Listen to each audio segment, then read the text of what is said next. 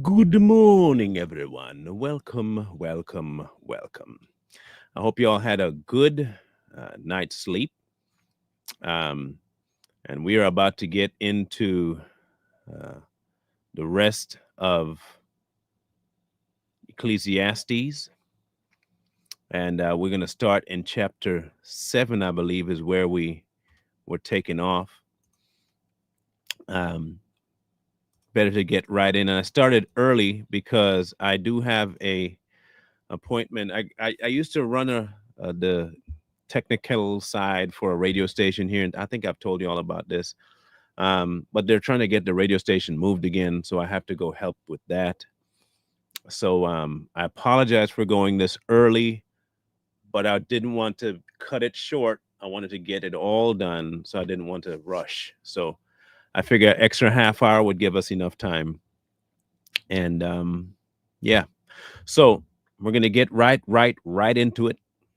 Get this moving because my appointment's at 10 my time, which is 10, 11, 12, 1 o'clock. So Eastern. So I really appreciate you guys showing up early. And for those who come on replay, welcome. So we'll get this bad boy kicked off. We are in Ecclesiastes chapter 7. A good name is better than precious ointment, and the day of death than the day of one's birth. You know, the welcoming of a little person is amazing. I love little people. I have 5 of them. And I do say this with all sincerity. I look forward to seeing what name they make for themselves in the world, to see what people think of them with what they do with their life. I look forward to that. I do. And I do hope that I never, hear me out, I really do. I hope I never have to witness the day of their exit. I pray that all the time. I would much rather that I go first. I would much rather I go first. But I don't know the times and I don't know events. I don't know the future. Better to go to the house of mourning than to go to the house of feasting, for that is the end of all men, and the living will take it to heart. Sorrow is better than laughter, for by a sad countenance the heart is made better. He keeps going back to his father's statement. You realize that? He keeps going back to his father's statement. And this was his father's statement here, okay? In Psalms 51, it says this: For you do not delight in sacrifice, or I would bring it. You take no pleasure in burnt offerings. The sacrifices of God are a broken spirit, a broken and a contrite heart, O God, you will not despise. He keeps going back to that. And I think in a lot of ways, as for all Solomon's demise and his concubines and his going to false gods and all that stuff, he never really embraced it as much as he could have had he not had at least some tie to what David instilled in him. At the end of his life, he still realized what was more important. Whether or not that became a reality in his actions, he still knew. The heart of the wise is in the house of mourning, but the heart of the fool is in the house of mirth. That's wise words, especially considering that everybody wants to have and have and have and have, but nobody wants to see their state before God. We don't want to see our state before God. We want to just have more stuff. Give me more stuff. Give me more stuff. I need to be happy. God wants you happy, happy, happy, happy. You heard that one? God wants you so happy all the time. That's all he wants is you happy. It is better to hear the rebuke of the wise than for a man to hear the song of fools. For like the cracking of thorns under a pot, so is the laughter of a fool. This is all vanity. Surely oppression destroys a wise man's reason, and a bribe debases the heart. The end of a thing is better than the beginning. The patient in spirit is better than the proud in spirit. Do not hasten in your spirit to be angry, for anger rests in the bosom of fools. We do not say, why are the former days better than these? I know we read 7 yesterday, but we need to go over it again. For you do not inquire wisely concerning this. Wisdom is good with an inheritance and profitable for those who see the sun. For wisdom is in defensive as money is a defense, but the excellence of knowledge is that wisdom gives life to those who have it. Consider the work of God, for who can make straight what he has made crooked? In the day of prosperity, be joyful. In the day of adversity, consider. Surely God has appointed the one as well as the other, so that man can find out nothing that will come after him. I have seen everything in my days of vanity. This is just a man who perishes in his righteousness. There is a just man who perishes in his righteousness, and there is a wicked man who prolongs his life in wickedness. You ever ask yourself, how come wicked people get so much stuff? Do not be overly righteous and do not be overly wise, nor should you destroy yourself. Why should you destroy yourself? Not only not do not be overly wicked, nor be foolish. Why should you die before your time? It is good that you grasp this and also not remove your hand from the other, for he who fears God will escape them all. Wisdom strengthens the wise more than 10 rulers of a city. For there is not a just man on earth who does good and does not sin. And do not take to heart everything people say, lest you hear your servant cursing you. For many times also your heart has known that even you have cursed others. As I have, as all this I have proved by wisdom, I said, I will be wise, but it was far from me.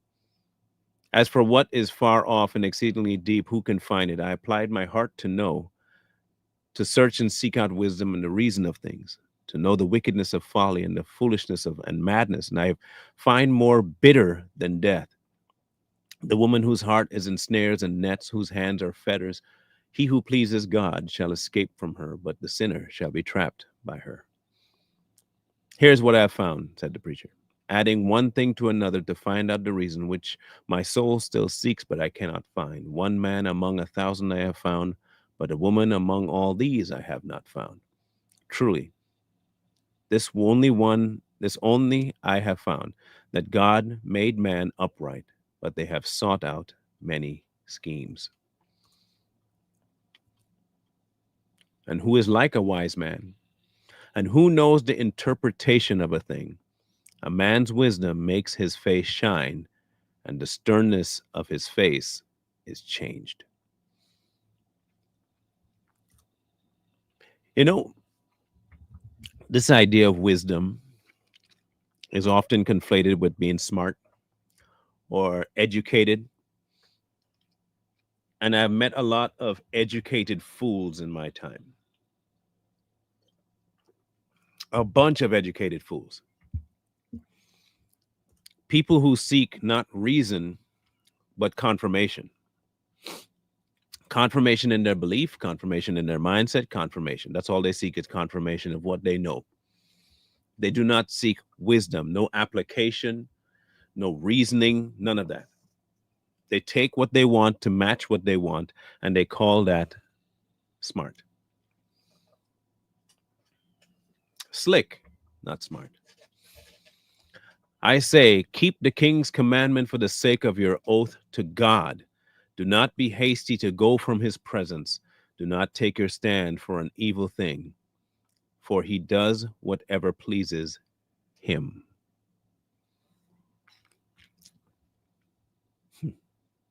Where the word of the king is, there is power. And who may say to him, what are you doing? He who keeps his command will experience nothing harmful, and a wise man's heart discerns both time and judgment. Because for every matter there is a time and judgment, though the misery of a man increases greatly. For he does not know what will happen, so who can tell him what will occur? No one has power over the spirit to retain the spirit, and no one has power in the day of death. There is no release from that war, and wickedness will never deliver those who are given to it. Uh, Here's what I like so far about Ecclesiastes. I'll tell you this. It seems to me to be a very practical book. Okay. And by that I mean there isn't there it's some deep stuff in there, yes. Yeah, some very deep stuff. But the majority of it almost seems like common sense. You know what I mean? Like it almost seems like you should say that that's only logical. That's only logical. But if it were this logical, many people would get it. The bad thing is many people don't get it. So what does that tell you? That there have been many that pursue folly and very few that pursue wisdom. And the less you see people pursuing wisdom, the less common you see common sense. So it pans out in reality. All this I have seen and applied to my heart to work to every work that is done under the sun. There is a time in which one man rules over another to his own hurt. Then I saw the wicked buried, who had come and gone from the place of holiness, and they were forgotten, in the city where they had so done. This is also vanity, because the sentence against an evil work is not executed speedily. Therefore, the heart of the sons of men is fully set in them to do evil. Maybe we didn't catch that. The sentence against an evil work is not executed speedily. Many people that you find that are vile, evil, it has taken time to set in. It's not an overnight thing. It doesn't happen speedily. It is fully set. It's like concrete. You pour concrete, and concrete does not instantly harden. It's over time. It's over time. And as that time and it settles and it sets in, what you have it set, the same way you do with tile when you put that adhesive under it and it's set, the tile doesn't move. It'll take great force to move it. It takes a sledgehammer to break up concrete. Anything that takes time to set in its spot, most of the time, doesn't move. But it's not overnight. The wicked like to tell you, oh, this one incident did it. No, no. This took time. You allowed it to take root. You allowed it to sit there. You allowed it to set. Though a sinner does evil 100 times and his days are prolonged, yet I surely know that it will be well with those who fear God, who fear before him. But it will not be well with the wicked, nor will he prolong his days, which are a shadow, because he does not know fear before God. There is a vanity which occurs on earth, that there are just men to whom it happens according to the work of the wicked. Again, there are wicked men to whom it happens according to the work of the righteous. I say that this also is vanity. Like you concern yourself about how wicked people prosper and good people don't. But good people shouldn't be worried about evil people prospering because good people have a prospering that's different than the evil. Our prospering is for the kingdom. Their prospering is to their demise. Isn't that good? Isn't that good? So I commended enjoyment because a man has nothing better under the sun than to eat, drink, and be merry. For this will remain with him in his labor all the days of his life, which God gives him under the sun. When I applied my heart to know wisdom and to see the business that is done on earth, even though one sees no sleep day or night, then I saw all the work of God, that a man cannot find out the work that is done under the sun. For though a man labors to discover it, yet he will not find it. Moreover, though a wise man attempts to know it, he will not be able to find it. Set your heart on wisdom. Hmm. Fear of the Lord, right, is the beginning of wisdom. Okay. For I considered all this in my heart so that I could declare it all, that the righteous and the wise and their works are in the hand of God. Listen to this again. I considered all this in my heart so that I could declare it all, that the righteous and the wise and their works are in the hand of God. People know neither love nor hatred by anything they see before them. All things come alike to all. One event happens to the righteous and to the wicked, to the good, the clean, and the unclean, to him who sacrifices and him who does not sacrifice. As is the good, so is the sinner. He who takes an oath as he who fears an oath. Didn't that get said in a different location as well?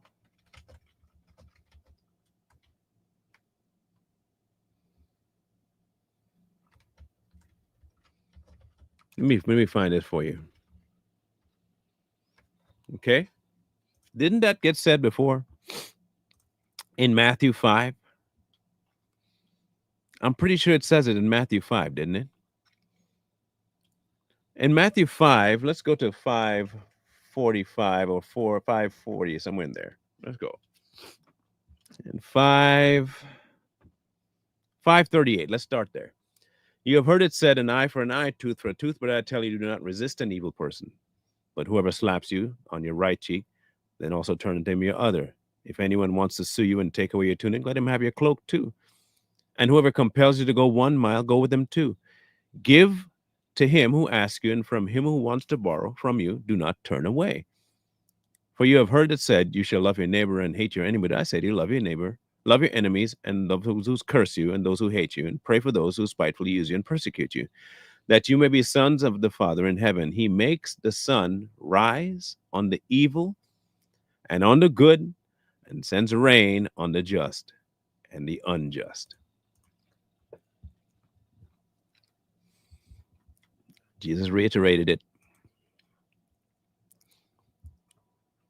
This is an evil in all that is done under the sun, that one thing happens to all. Truly, the hearts of the sons of men are full of evil. Madness is in their hearts while they live, and after that they go to the dead. But for him who is joined to all the living, there is hope.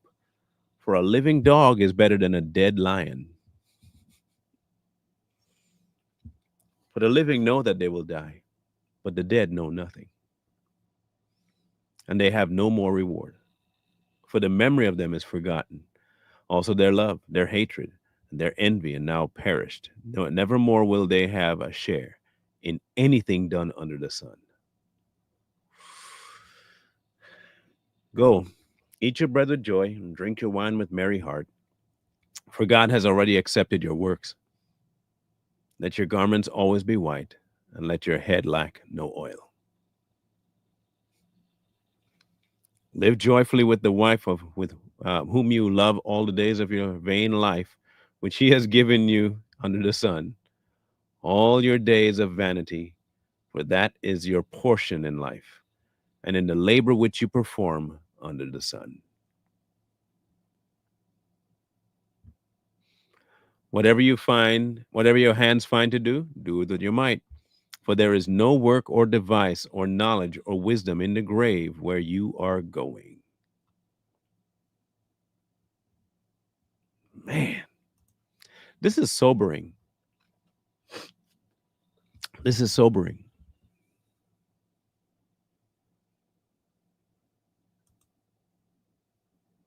You know, death, many of us might fear it. I can tell you that I have my moments where I have no issue with passing. And then there'll be days where I just have this fear.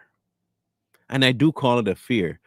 Like this, it almost becomes a heart pounding. And it's not because of where I might be after I'm dead. My fear of death comes into who I leave behind and how things are gonna be. That's when my fear comes. Like, and I had it just this past Sunday. I don't know what it was that was being spoken about, but for some reason, my mind went to my expiration, and this blanket of like shock and was it was dread. That's what it was. It was dread, and I couldn't shake it. For a solid 5 minutes, I couldn't shake it. but I didn't know why I was in fear of passing. Like I didn't have like a worry per se about me or anything like that, but it was just this weird. And then when I snapped out of it, it was like it never happened. But on reading this now, I think I realize why it set in. I am concerned about what will be with my family when, if I expire before they do. I am worried about that. And I've realized that, and I have to submit that to him as not a worry.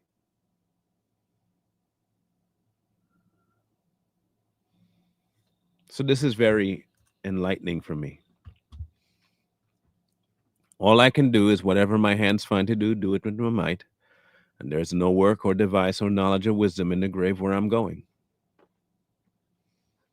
I returned and saw under the sun that the race is not to the swift, nor the battle to the strong, nor bread to the wise, nor riches to the man of understanding, nor favor to men of skill, but time and chance happen to them all. For man also does not know his time. Like fish taken in a cruel net, like birds caught in a snare, the sons of men are snared in an evil time when it falls suddenly upon them.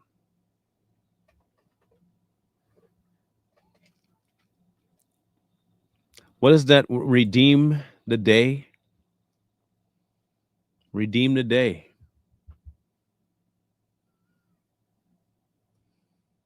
Hmm. Hang on one second.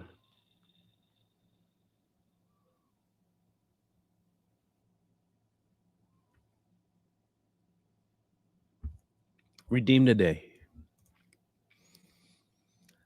This wisdom I have also seen under the sun, and it seems great to me.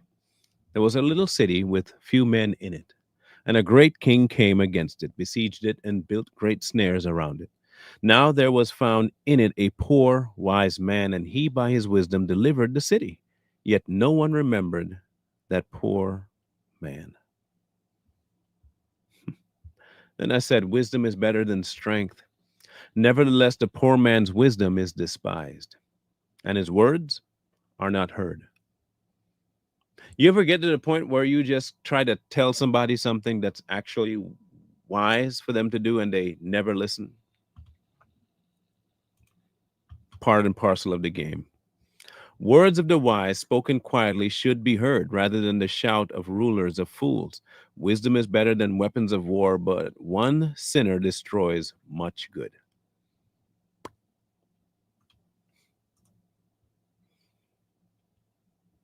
Dead flies petrify the perfumer's ointment and cause it to give a foul odor. So does a little folly to one respected for wisdom and honor. A wise man's heart is in the right hand, is at his right hand, but a fool's heart at his left. Nothing against left-handed people, I guess, but right now the consensus is that the right hand is better than the left. I'm sorry. Hey, Solomon said it. I'm right-handed. Sorry, lefties. Sorry. I believe so, CJ. Good seeing you, sister. Good seeing you. I'm just saying what Solomon told me. Right hand's better. Okay. Right. The right hand is better, man. I'm sorry, man. I'm sorry. If y'all are lefties out there and you're left-handed, I didn't make this up. If you're right-handed, you know. Hey, look, it ain't me. I'm just telling you what the words say. Take that up with God, not me. Hey, look, Solomon said it, not me. I'm simply saying what the Bible say. I don't have no problem with me. Talk to the man. Talk to the man who gave you the hand. You understand? That's the plan. Jesus sits at the right hand. Exactly, man. I'm just saying. You know what I'm saying? Just saying. Just saying. But all just aside, it says a lot when it comes to people who are on the left, doesn't it? Anyway, um, even when a fool walks along the way, he lacks wisdom, and he shows everyone that he is a fool. If the spirit of the ruler rises against you, do not leave your post, for conciliation pacifies great offenses. There is an evil I have seen under the sun, as an error proceeding from the ruler. Folly is set in great dignity. Do you see that in rulers? Do you see it? That people who think they are of highfalutin offices often do some of the most foolish things. While the rich set in a lowly place, I have seen servants on horses, while princes walk on the ground like servants. He who digs a pit will fall into it. Bob Marley wrote a sound. And he who ever digs a pit shall fall in, fall in. Yeah, he did a song about this. He wrote a lot from Ecclesiastes, by the way, in case y'all didn't know that. Bob Marley wrote a lot of songs from Ecclesiastes. He did. And whoever breaks through a wall will be bitten by a serpent. He who quarries stones might be hurt by them, and he who splits wood will be endangered by it. If the axe is dull and one does not sharpen the edge, then he must use more strength. But wisdom brings success. Work smarter, not harder. Where do you think that came from? Work smarter, not harder came from Ecclesiastes. It's a Solomon saying. Ain't that weird? People quote the book all the time. Work smarter, not harder. Ain't that cool? A serpent may bite when it is not charmed. The babbler is no different.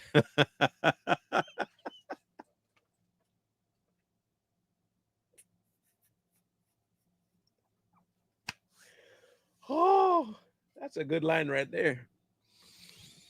The words of a wise man's mouth are gracious, but the lips of a fool shall swallow him up. The words of the mouth of his mouth begin with foolishness, and the end of his talk is raving madness. You ever wonder why people continue to ramble and make no sense?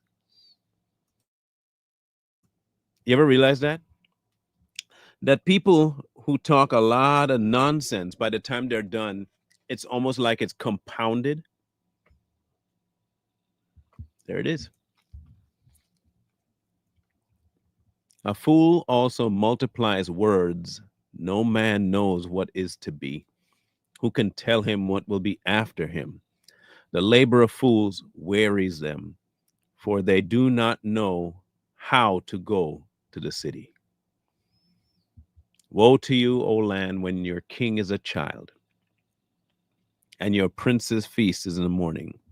Blessed are you, O land, when your king is in the sons of nobles, when your king is the son of nobles, and your prince feast at the proper time, for strength and not drunkenness. Because of laziness, the building decays, and through idleness of hands, the house leaks. A feast is made for laughter, and wine makes merry, but money answers everything. Facts, though. The love of money is different, but money does answer everything.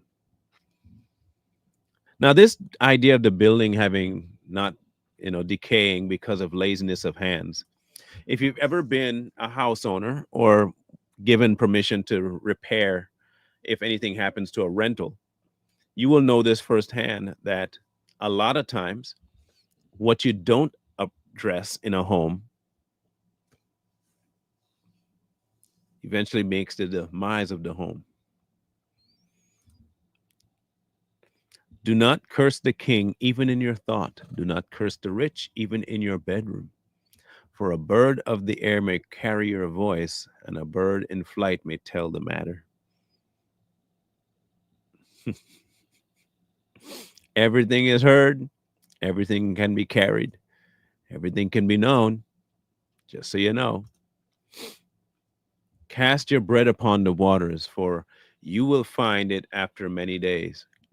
Give a serving up to 7 and also 8, for you do not know what evil will be on the earth.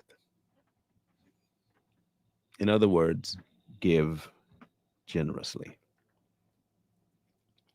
Do not expect a whole lot back, just give. If the clouds are full of rain, they empty themselves upon the earth. And if a tree falls to the south or to the north, in the place where the tree falls, there it shall lie. He who observes the wind will not sow, and he who regards the clouds will not reap. You know what that actually means is that in all your planning, you can plan and never do. You know how some people say, I'm waiting for the right time to give my life to God. You've heard people say that? It's not time yet. I'm just waiting for the right time to give my life. I'm observing to see if this is though and this is that. I'm waiting for this, I'm waiting for that. And you can wait, and there will be nothing to reap, and there will be no time to sow. As you do not know what is the way of the wind, or how the bones grow in the womb of her who is with child, so you do not know the works of God who makes everything. In the morning, sow your seed, and in the evening, do not withhold your hand, for you do not know which will prosper, either this or that, or whether both alike will be good.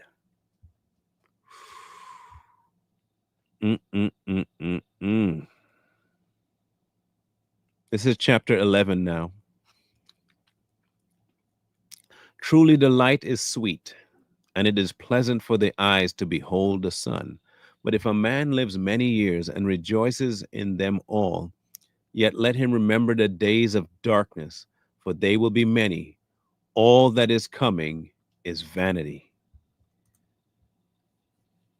You ever get the feeling that you look forward to better days and more days that are good than bad, but you experience more bad days than good, and you wonder why? You ever ask God, why? You ever do that? Ask God why?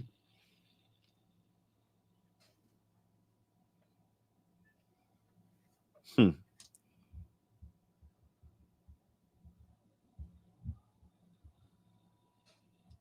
Why are so many of my days so dark? Why can't I have more good days than bad? Because that's the build. That's just the way it is.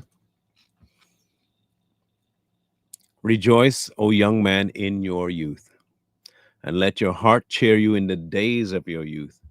Walk in the ways of your heart and in the sight of your eyes. But know that for all these, God will bring you into judgment. Therefore, remove sorrow from your heart and put away evil from your flesh, for childhood and youth are vanity. Youth is fleeting, right? That's what they say. Youth is fleeting. Young people, and they say youth is wasted on the young. You've heard that one before? Youth is wasted on the young.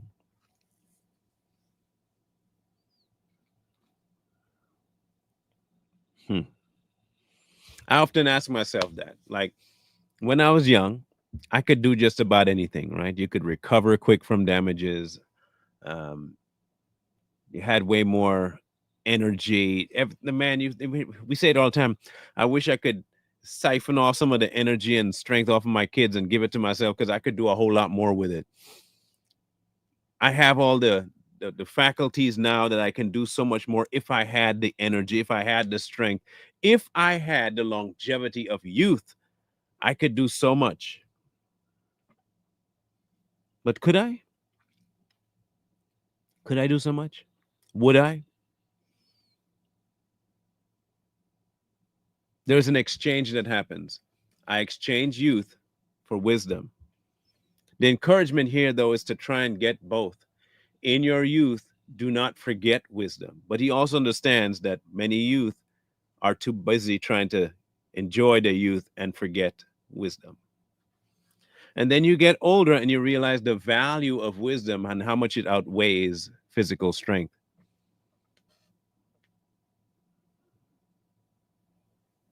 It's very rare that you get a point where you have both.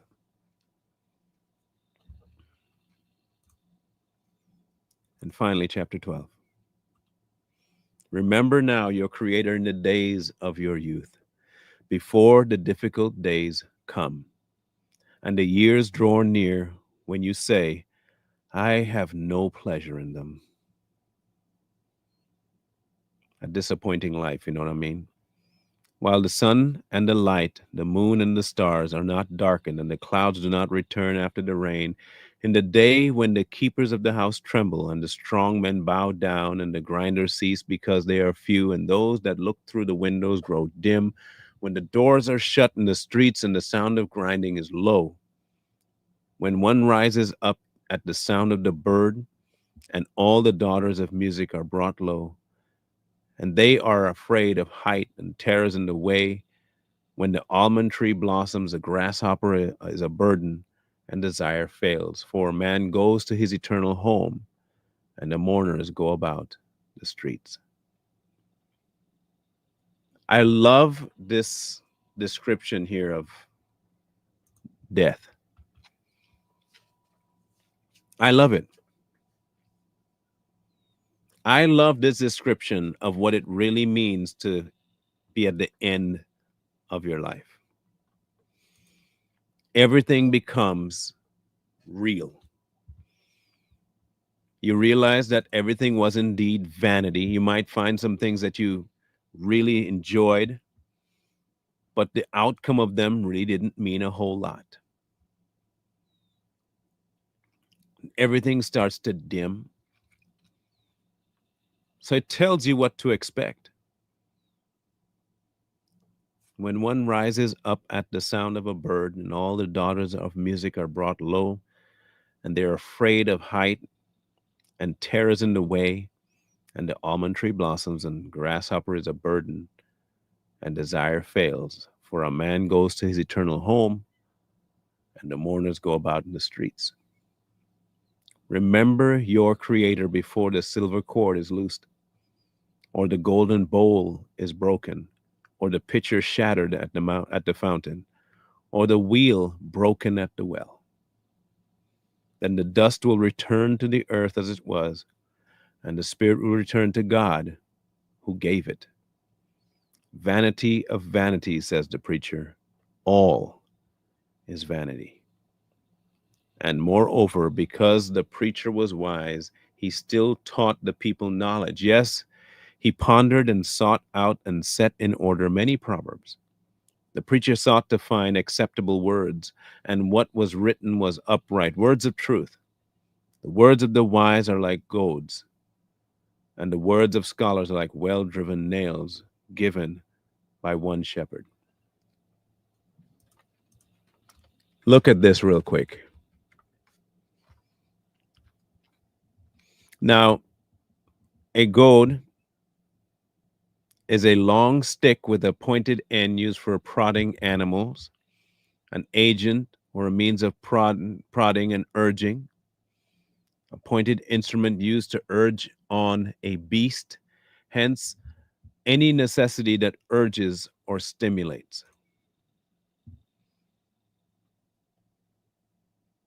It makes more sense now when you hear Jesus tell Saul about kicking against the goads.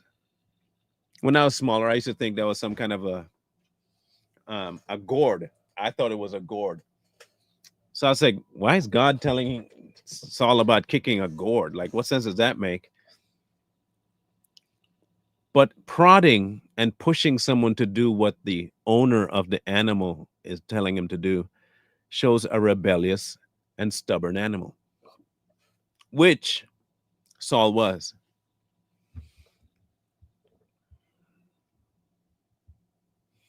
And he kicked against it.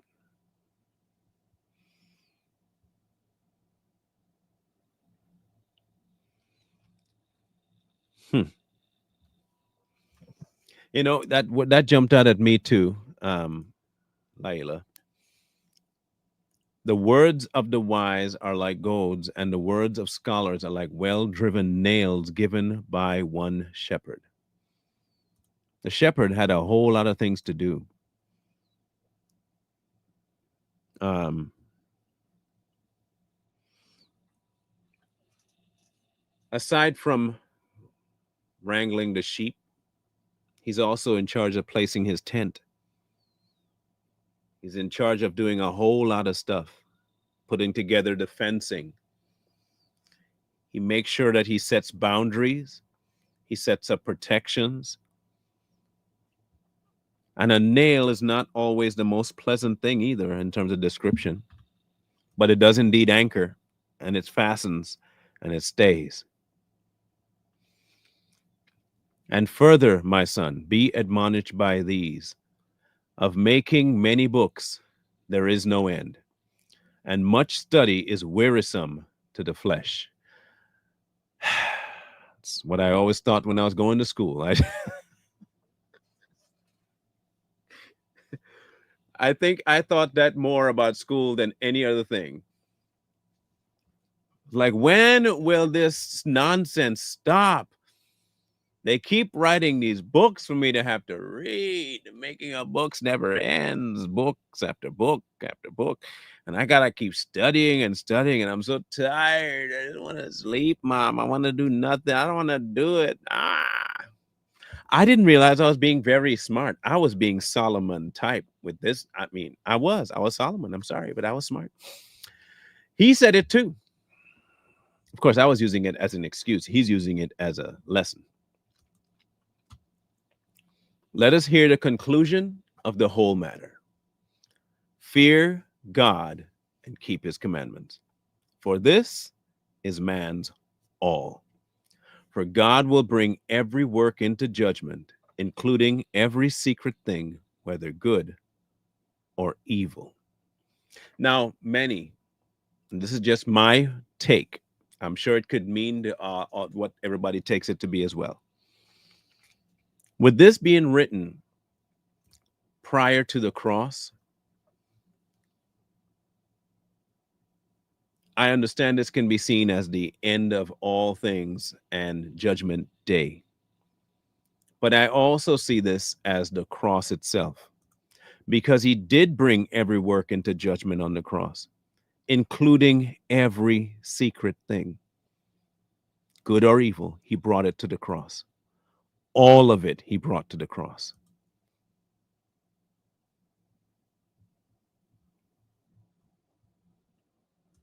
And I find that very, very amazing that Solomon said God will bring every work into judgment. And he did.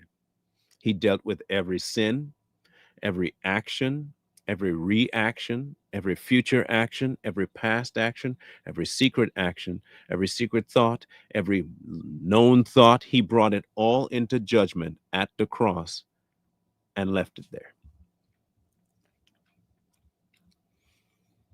He even brought the keeping of his commandments there. He brought the fulfilling of his commandments there. And in our fearing of God, we enter into the keeping of his commandments by entering into him.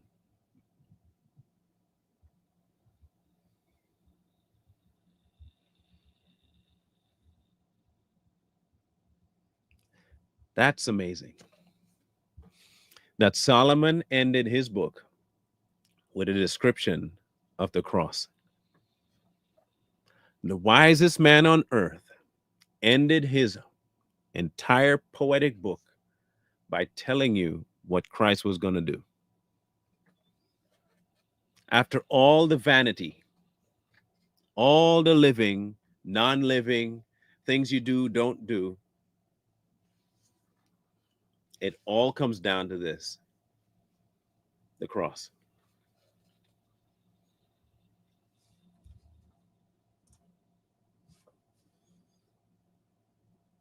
Love that. I love that.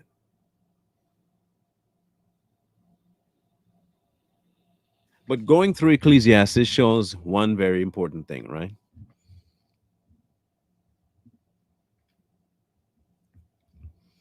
The Bible is not difficult. It's not. It's not. It is very easy to understand once you know Him. It becomes difficult when you start to read yourself into it and become the object of the book. It becomes very contradictory because you're going against the things you want. But when you make it about Him, it's very different, very, very different. The book becomes a whole different story. It does not contradict itself because you realize it's not about you, it is about Him introducing Himself to you, showing you who He is. It ain't about you.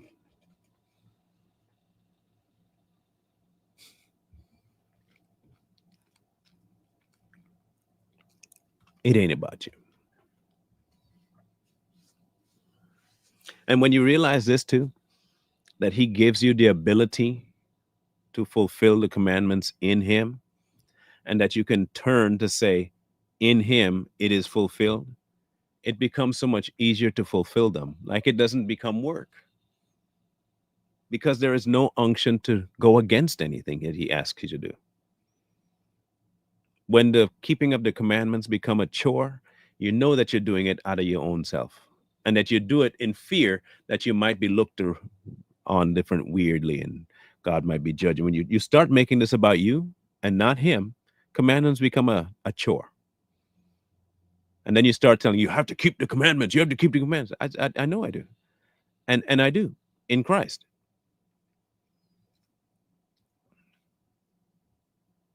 There's no stress on me, and with that knowledge, I don't willingly go out and do anything against the commandments. There is a natural compulsion to not, a natural one, not coerced, not forced, not none of that. It just occurs. Make it about Him, and you'll be fine.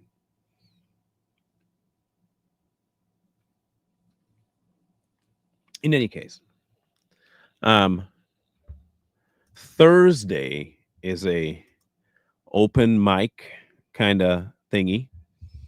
Um, I'm going to try and open up the floor for anyone who has questions about any um, prior episode I've done, topic I've covered,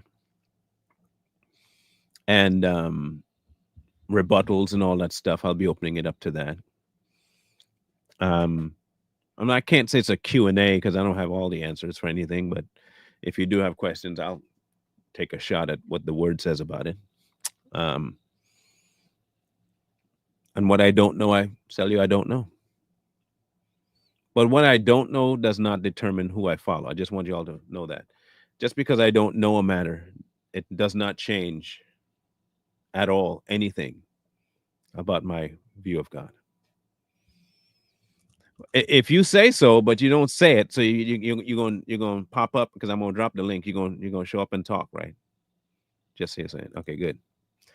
Sunday, yes, Sunday, not Saturday for this coming Zoom. Yes, Sunday. Hey, I ain't got no problem with questions. No problem with questions. I got none. See, unlike most people, if I don't know, I say I don't know. If I know, I'll tell you what I know. It'll be earlier. I'm gonna try and kick it off at 8:30 like this one, so we have more time. 8:30, more time. Okay, and that's Thursday. Just so you know, Thursday, the 28th, not tomorrow. Thursday. Okay. Okay. Good. Good. Good. Good. Good. Make sure y'all log that. Cool. In the interim, I don't know what tomorrow is yet. Of course, he normally does that later on anyway. So love y'all, mean it. I really do. Appreciate your time. I'm glad we got to go through this Ecclesiastes together. Okay, so Kat, it would be 11:30 your time. Yes, 11:30 Eastern. Okay, 11:30 on Thursday Eastern. Scrolling at the bottom, you know what to do with that, or don't. It's up to you. No force, no coercion here. Y'all have a grand rest of the day. Okay, love y'all. Wisdom costs you from the streets, so please, please, please find wisdom. Peace. Hold tight the dreams, for if dreams die,